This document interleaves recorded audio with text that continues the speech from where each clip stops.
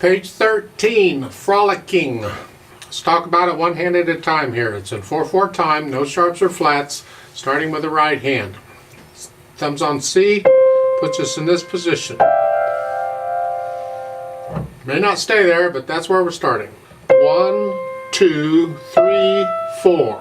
1, 2, 3, 4. 1 and 2 and 3 and 4 and 1, 2, 3, rest. So I only do the and counting when I need it in the measure. Some people do it all the time. I'm too lazy for that. That's pretty much it for the first two lines. Third line down, you're up here. Same position. 1 and 2 and 3 and 4 and 1, 2. Now watch out on the third measure. Crunch down and put your fourth finger on that. Just come up a little bit. Here.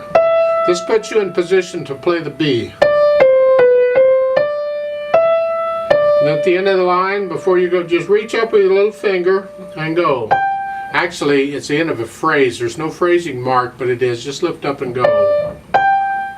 And then this line's almost the same thing. Third measure, you got to have fourth finger on the E. And then you reach up. Because you're in this position, the last note, you got to reach up for the G. For that, you're not really moving the hand to play it. Now, once you play it, you can go ahead and move the hand up. So, yeah. Because of the D, C, Al, Fine, and I'll come back to that in a minute. Left hand has eighth notes. 1 and 2 and 3 and 4 and 1 and 2. This is just a C chord, a broken C chord. And this is a 5/7 chord. And I'm just transferring weight. Bump, bump, bump, bump, bump, bump, bump, bump. A lot of bump bumps going on. Third line down is reach down for the B. Third line, third measure. Got to reach down for the A. Follow their fingering, it's okay. And then in the last line, last two measures, you're here. So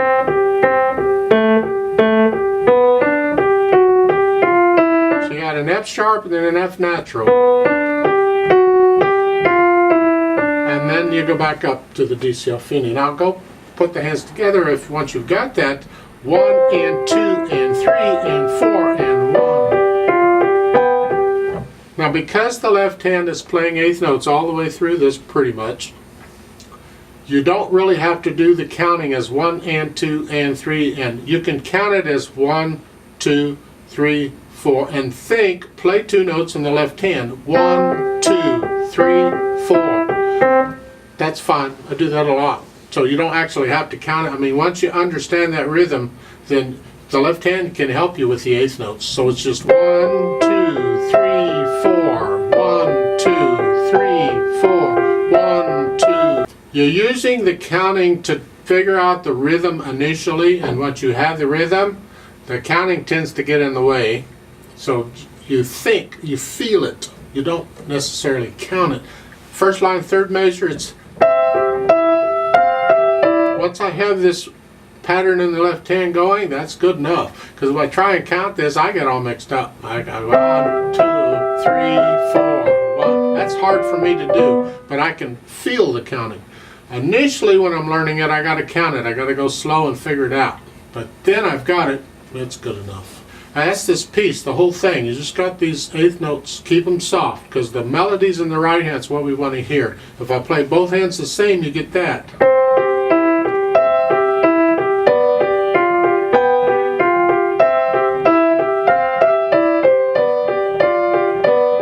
Yeah, keep the left hand soft.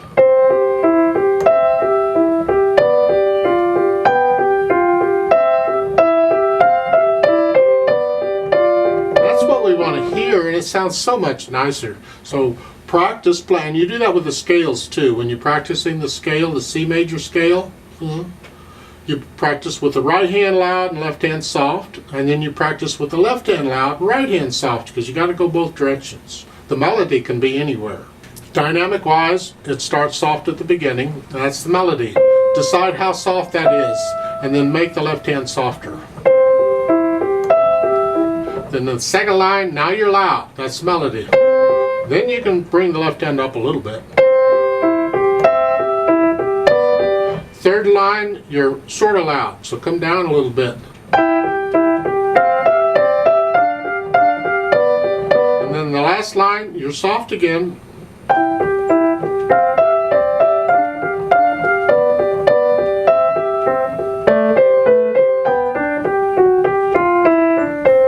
At the bottom, you have that DC Alfine. DC, it's an abbreviation for da capo. It means go back to the beginning. It's like a repeat sign, except there's no reverse repeat. It doesn't matter. There could be repeat signs in the piece. That's what I'm saying. So it's not a repeat sign, but it acts like a repeat sign in the sense that it sends you back to the beginning of the piece. So the moment you finish this here, the beat keeps going, you go right back to the beginning and go on. You don't skip anything.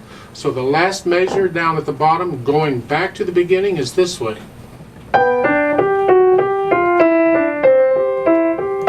See those eighth notes? Just keep going, bum, bum, bum, all the way through. Then at the end of the second line, you see under the stabs fine, it's fine, not fine. It's Italian for end. That's what the DC Alfine at the bottom means. It means go back to the beginning and go to fine. Fine is at the end of the second line. And you'll also notice it has a thin and thick bar line there. That's the symbol for the end of a piece. That's where it ends. So once you play all four lines, you go back and you play the first two lines again, is what I'm trying to say. Hold on. Allegro is fast, but you'll have to decide what that is. I can't decide for you. It's just different for different people.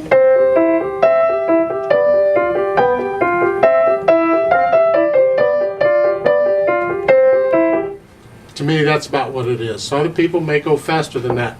Other people may go slower. You decide what it is for you. When you're learning it, you go slow, and you gradually speed it up. I would like to play it with you very slowly just to check the notes and the rhythms. I'm not doing dynamics, just notes and rhythms. So I'll give us 4 counts, and let's try it together. Hands, where they go. You notice there's treble clef in both stabs. Did I mention that? Yeah, there is. Okay. Now you'll notice there's treble clefs in both stabs.